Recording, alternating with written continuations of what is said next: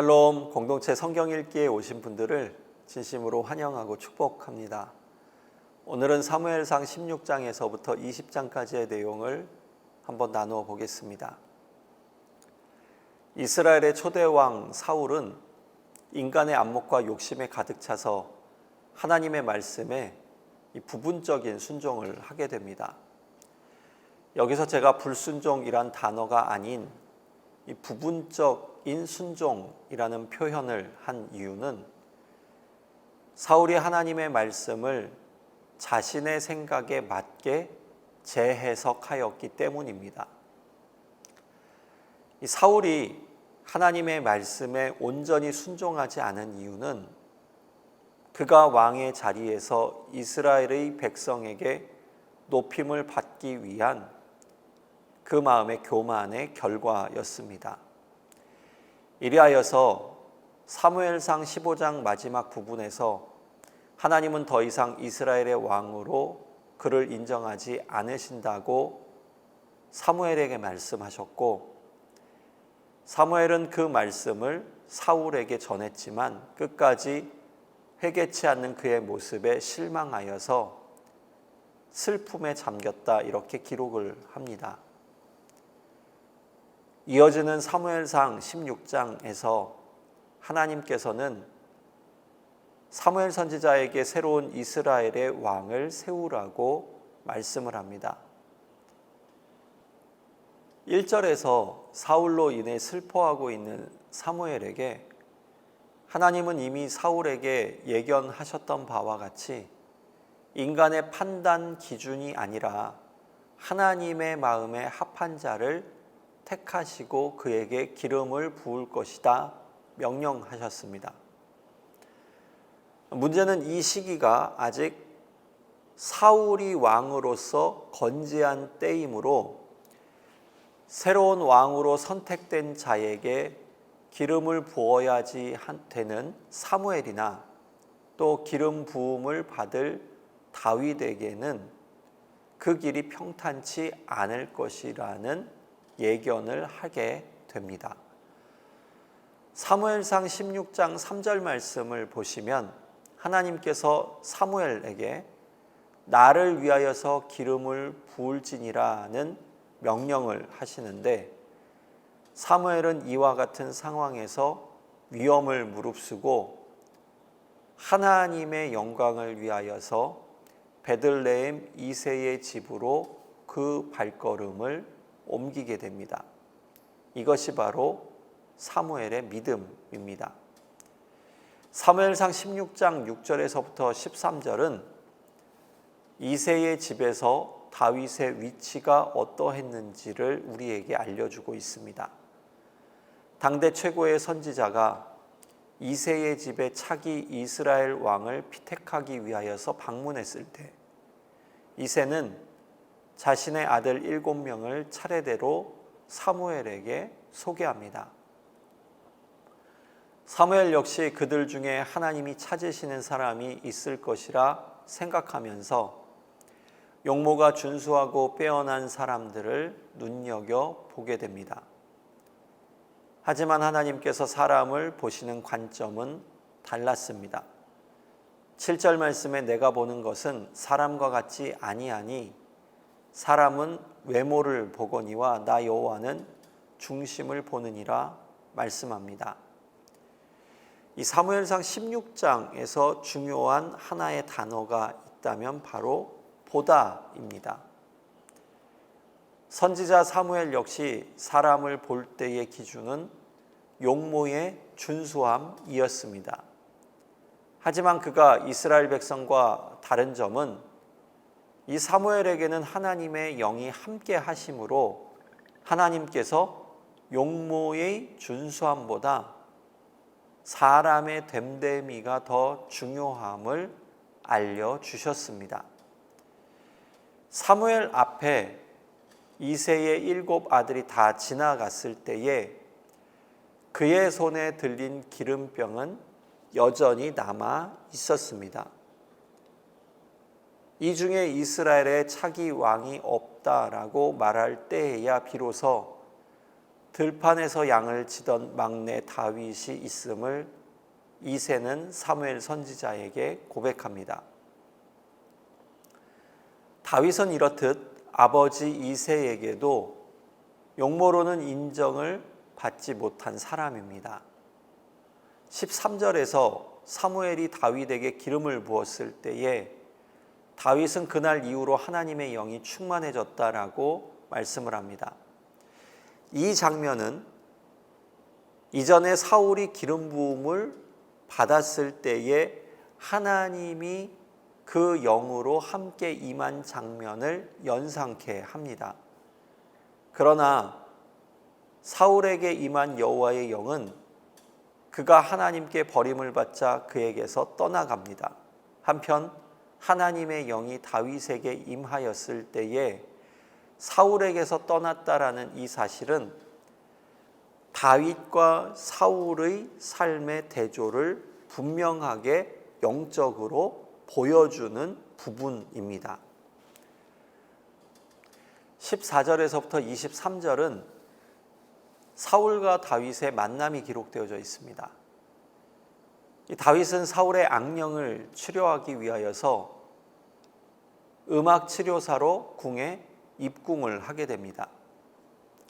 14절 말씀에 여호와께서 부리시는 악령이라는 이 표현은 하나님의 주권적인 통제 아래에 있는 영이다라는 말씀입니다.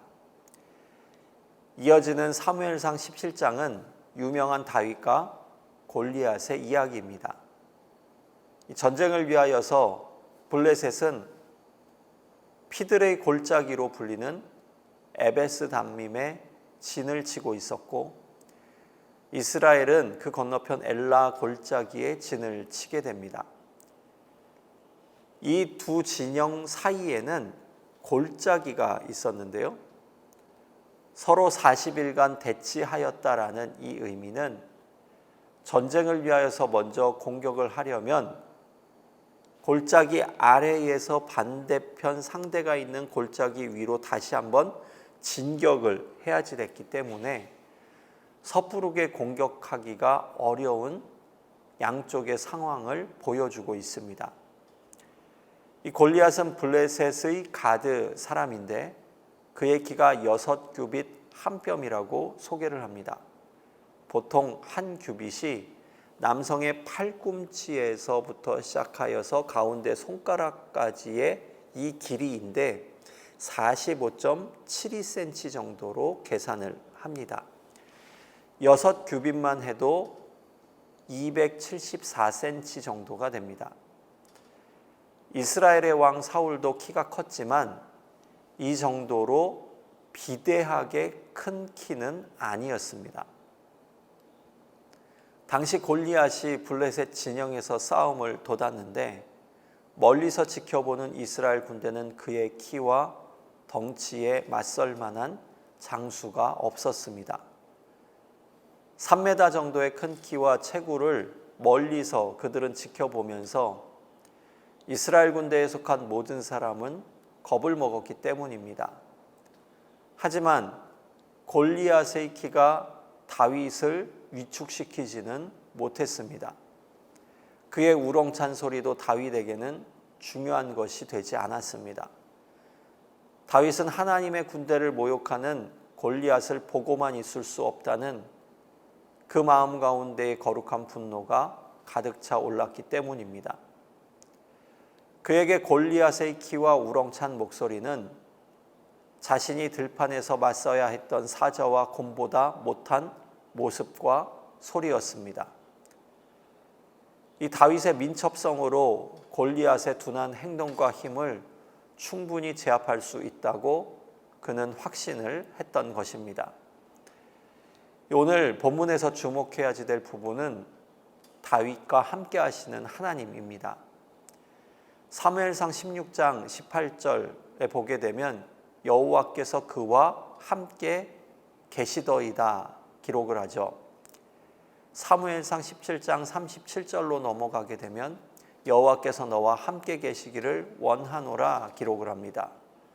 다음 사무엘상 18장 12절로 건너가서 여호와께서 사울을 떠나 다윗과 함께 계심으로, 그 다음 사무엘상 18장 14절 말씀에 여호와께서 그와 함께 계시니라. 마지막으로 사무엘상 18장 28절 말씀을 보게 되면 여호와께서 다윗과 함께 계심을 사울이 보고 알았고, 하나님이 나와 함께 하심을 어떻게 알 수 있는가? 내가 성령 충만하다고 외치는 사람이 성령 충만한 사람이 아니라 먼저 주변 사람들이 그를 통하여서 하나님의 존재를 인식할 때에 그가 비로소 성령이 충만한 사람임을 증명하고 있다는 부분을 오늘 본문을 통하여서 우리는 알게 됩니다.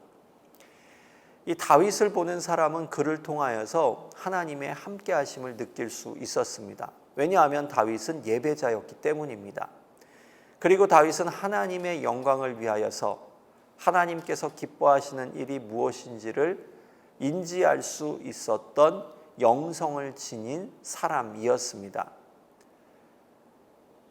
골리앗이 서서 다윗이 오기만을 기다리면서 전쟁 치르기를 원했지만 다윗은 원거리에서 물맷돌로 그를 공격함으로 그의 힘과 키가 그 힘을 발휘하지 못하는 곳에서 그에게 일격을 가하는 지혜를 펼치게 됨을 볼 수가 있습니다. 고대 군대는 세 가지 주특기 부대를 운영하였습니다. 첫 번째로 보병이 있었습니다. 칼과 방패를 든 군인이었습니다. 두 번째로는 포병 즉 투석병이었습니다. 활과 물매로 후방에서 지원을 하는 부대였습니다. 마지막으로는 기병입니다. 말 또는 전차로 적진을 공격하였습니다.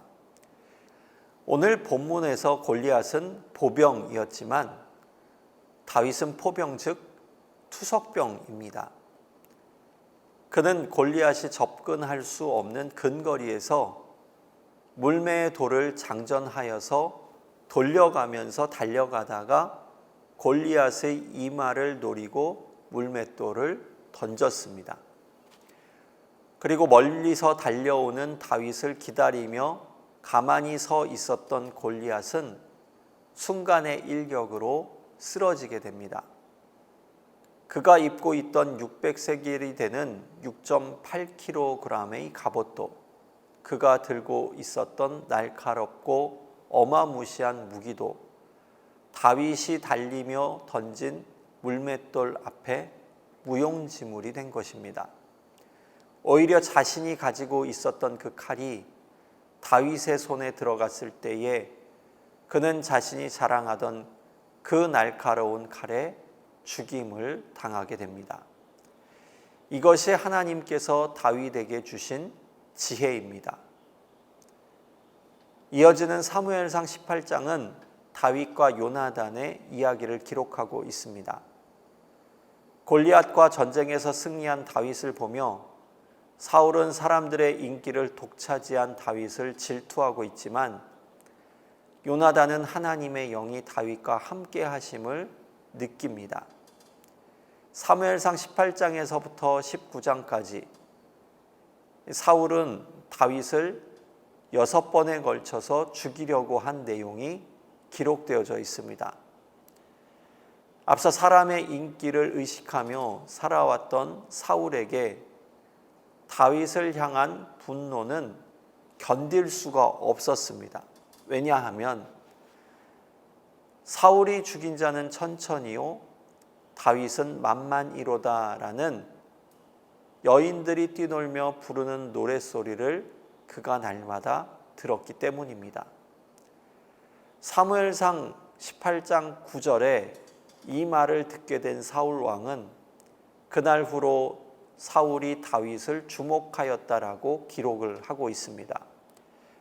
사울은 3번이나 창을 던져 다윗을 죽이려고 하였습니다.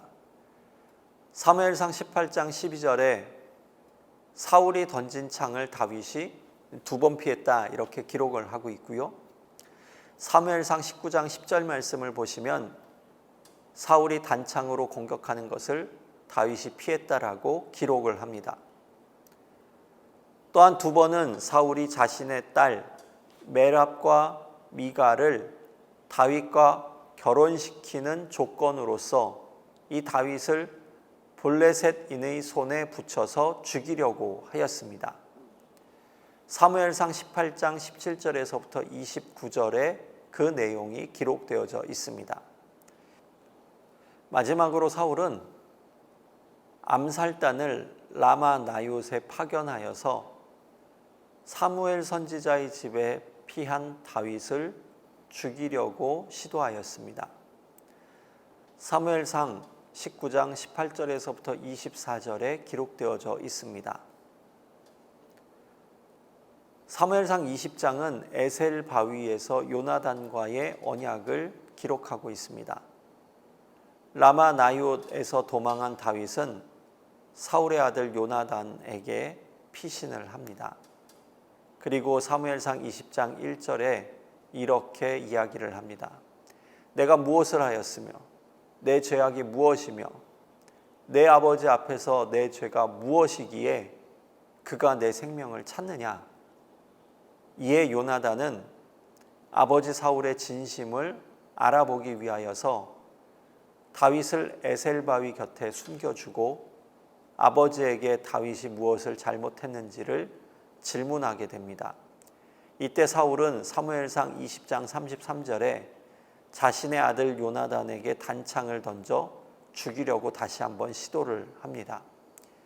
이 사울의 본심을 알게 된 요나단은 에셀 바위 곁에 숨어 있는 다윗에게 도망하라고 종용하면서 그와 함께 언약을 세웁니다. 에셀 바위의 언약은 사무엘상 20장 42절에 기록되어져 있습니다.